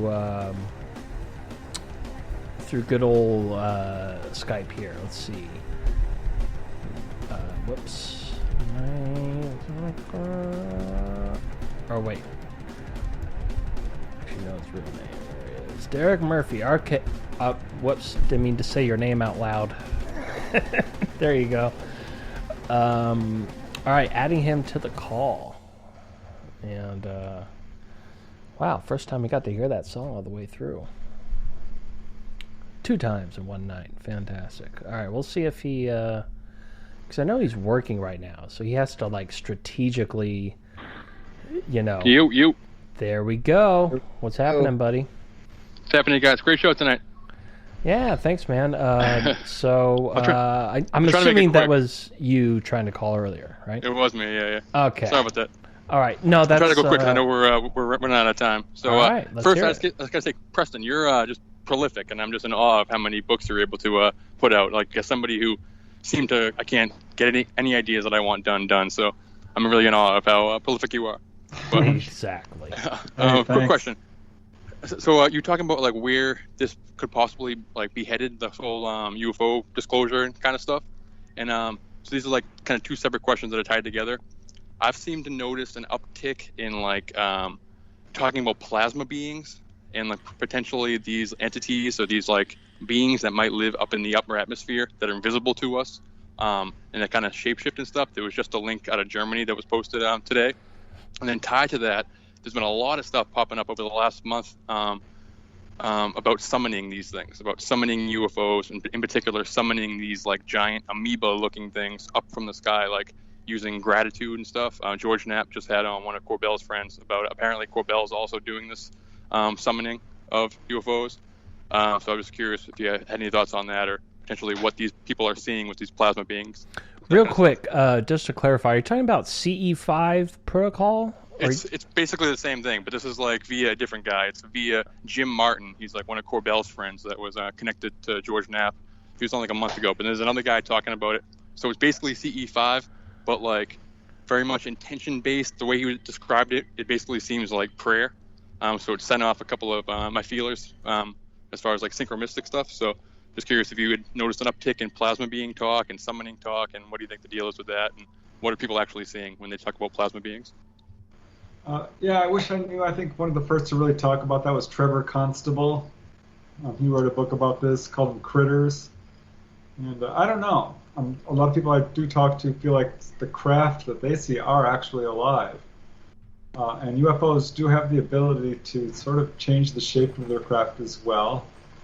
So I am not sure if people are lumping stuff together or if this is a separate phenomena.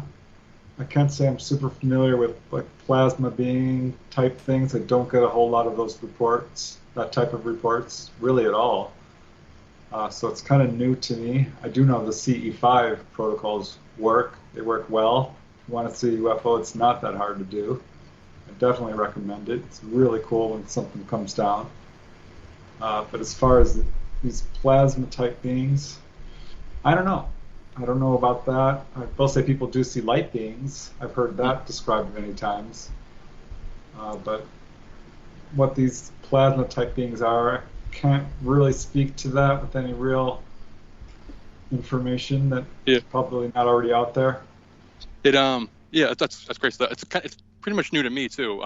There's a chance I might have seen one last week, like at the store parking lot. It was like eye level. It was small, so like it in this case it wasn't like a flying craft or anything, but it did kind of look like a flying plastic bag with like a glowing orb in the middle of it. But I'm also like not sure what I really saw. But that kind of got my attention, and I feel like I've been hearing it a lot lately, especially in connection with the whole summoning aspect. It's the idea of like there's a whole other biosphere invisible to us, like ultra-terrestrials up in the upper atmosphere, and that like the reason why they're saying it might not be from extraterrestrial or from space or whatever is because they're actually native here. They're from either another dimension or some kind of frequency outside of our normal vision. But like when we summon them or when we do whatever, we're able to catch glimpses or whatever. I'll let you go. I'm rambling, but a really great show tonight, you guys. Awesome stuff. All right. Well, real quick before you go, Night Stalker, you still there? I think he dropped out. Yeah. Thank you, Stalker.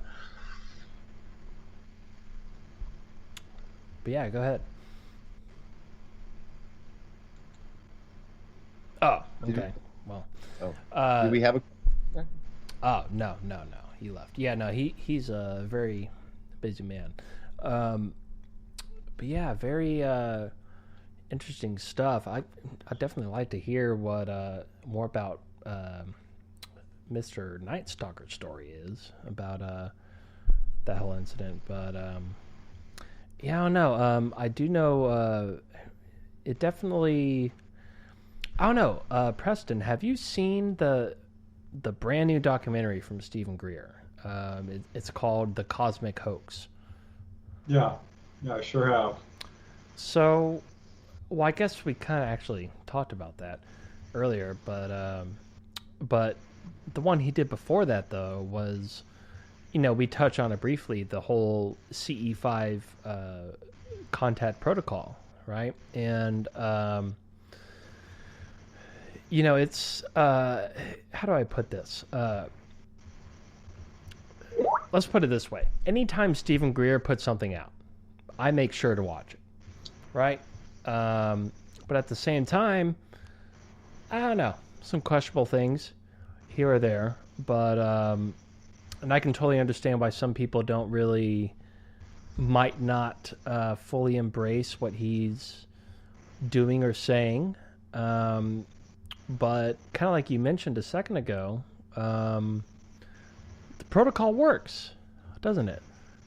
Or does it? Oh, yeah. Yeah, I've done it. Actually, I've met Stephen Greer a number of times. He came here to LA to form a CE5 group, which I became a charter member of it. He held his little speech, charged $300. I wasn't going to do it because I can't afford it. See, that's the part. And yeah. So the newspaper called me up. I could not believe it. It said, "We'll pay your way." I go, "Oh, cool," because I wasn't going to go. Nice. And they paid, and Stephen Greer starts talking like, "Here's how you call down UFOs. I've got a case here from Preston Dennett." I'm like, "Wait, what?" And wow. Yeah, he described Right on. That's cool. It was awesome. Yeah, and he, I have to give him credit. He credited my case and talked about this guy I'd interviewed who was in San Diego, top of what was then the tallest building, and called down a UFO with a green argon laser. And then another case, which was also mine, about a guy who called down a UFO using lights again in Santa Monica, pitchel lights, kind of, you can program them with the computer. He's like, "This is how you can call down a UFO." And those were both taken from my article, Calling All UFOs, which I published in UFO Universe magazine a few years earlier. And yeah, we talked about it. He's like, "Thanks, man. That gave me the kick in the pants to start CSETI." And we went out there and with a group of like 50 people on the first night, and boom, a UFO appeared. Right. Knocked my socks off. I couldn't believe it. Second night, same thing. And we formed this little group with about 10, 15 core members. We would go out there fairly regularly for almost 5 years, and we had a number of really cool sightings. It does work. I brought the Learning Channel in to call down UFOs in Topanga Canyon, and they came. Same with the show Encounters. And more recently, this is really kind of funny, actually. You're not going to believe who called me, the Kardashians. Oh, wow. Yeah, so I was on their show through Zoom, but keeping up with the Kardashians, they wanted to call down UFOs. They live in Malibu. It's a hot spot. I'm like, "Here's how you do it. It's not hard. Stay up late. Take a flashlight. Meditate. Call them down. And damned if they didn't see one. They went running inside, which I told them not to do. Mm-hmm. They could have had an onboard experience, a landing. That would have been awesome. But it does work. It absolutely works. It does work, and you know what? I feel like I misled what I was trying to say earlier. And Dragon Rose from the chat room actually made a good clarification. If I can pull up the program, Jesus. Yeah, she says, she understands, because Greer is kind of known to charge a lot of money for things. But then once you actually see the things, it's like, oh, this guy's onto something. And she makes a good point, all these years of doing this show, every once in a while my family will listen, right? Like my dad, for example, was actually in the chat room earlier tonight. So cheers, Dad. But, one of the most common criticisms I get from my family about, people I interview, they're like, "Oh, well, they're just trying to sell a book." It's like, yeah, but if they weren't selling books, they wouldn't have the time to write it down in the first place. You have to, that's sort of a cop-out to say that. You know what I mean? And I guess that's Dragon Rose's point. And so, yeah, just because he charges money doesn't mean what he's doing isn't legit. Because I've had my own, although I haven't gone out with Stephen Greer like you have and had that whole experience, I have practiced his protocols that I was taught, and I had a pretty, a couple of, anyway, no time to talk about that here, but I will say, at the end of the day, I think Greer's legit. I just think he should maybe rethink the pricing on some of his events. If anybody's asking my opinion, which, don't get me wrong, nobody is. So, but with that, real quick, we only have a few minutes left, and I know JP had a question. So real quick, JP, let's try to get this in. I'll have to abbreviate because it is part of a much larger kind of concept, but I've just noticed the trend I've noticed, and it seems like everybody's noticing trends these days, but the one trend, and I like it, and it's a lot of writers and ufologists that I've followed through the years have been indicating, uncovering a lot of the hoaxes from the 50s, from kind of like the golden age of UFOs, if you will, and but there's still some incredible stories still unanswered. But it all seems like those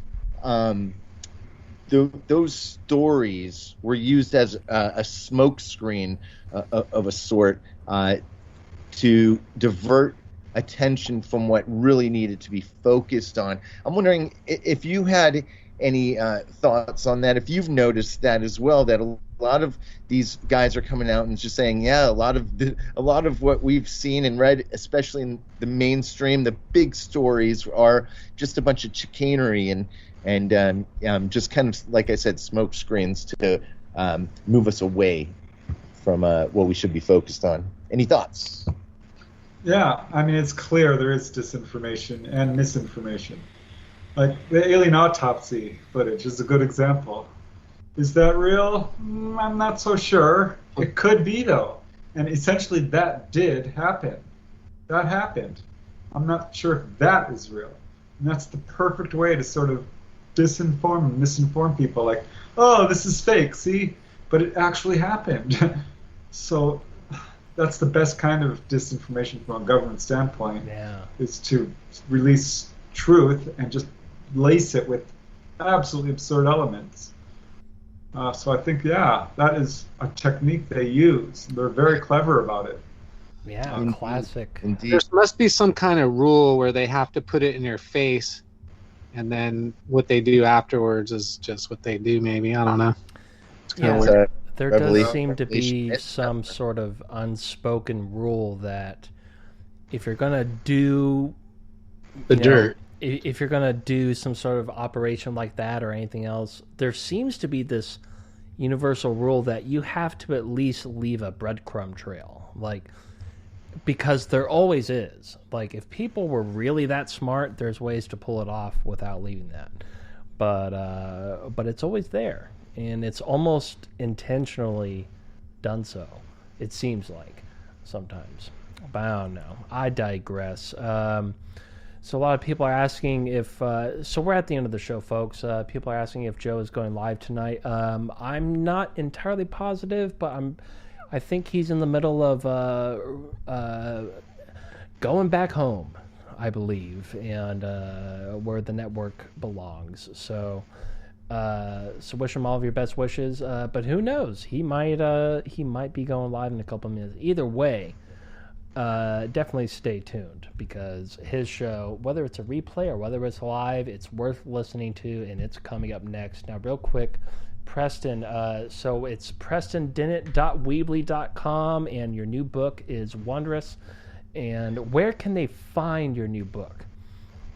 Well, if you go to my website, you can read an excerpt, and you can find it on Amazon or other online retailers.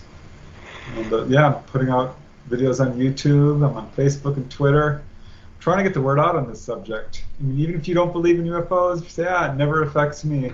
I got news for you. It does.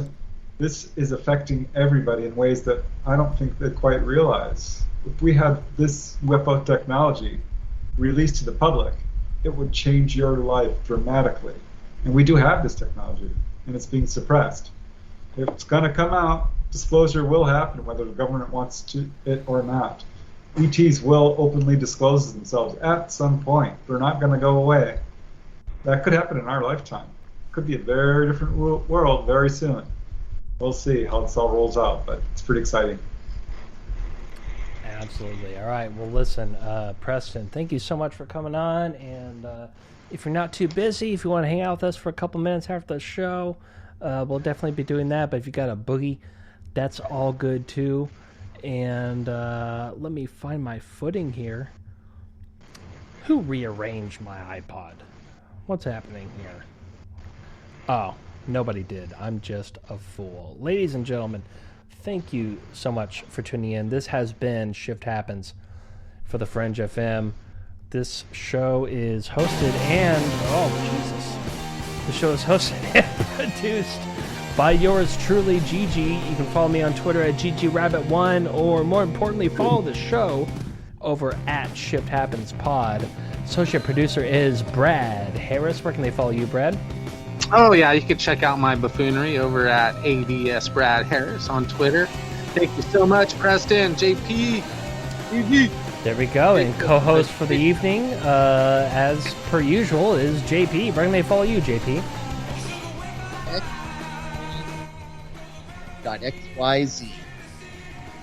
Okay, there you go. I'm not sure if they heard that, but there you go. If nothing else, reperceptions.net. Special thanks to Eric Awakening Man, our roaming reporter, Cortana for co-founding this show, Dennis Koch for all the promotional goodness that he does, and of course, as always, all blames and faults go to Fran.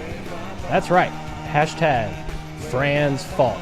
All right, folks, thanks for tuning in, but don't go too far, because coming up next, right here on the Fringe FM, is Lighting the Void with Joe Roop. All right, guys, have a great rest of your weekend. I might have a surprise show for you on Sunday. Follow me on Twitter to stay in touch with that. And have a great rest of your weekend, and if nothing else, we'll see you next week. Cheers to you, folks.